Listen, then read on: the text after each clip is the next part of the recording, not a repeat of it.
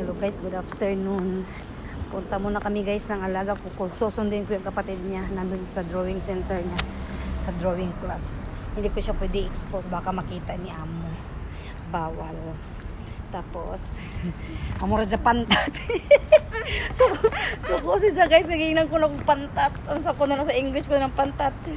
Ako dyan lang ang gwapo. Dari guys, nagsunod-sunod gusto ilolo ko cellphone, bawal. Hindi pwede.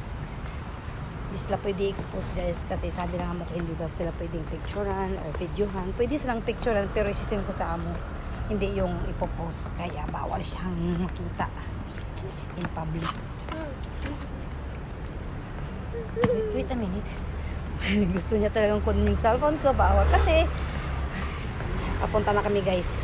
Thanks for watching everyone. And once again, happy weekend everyone. So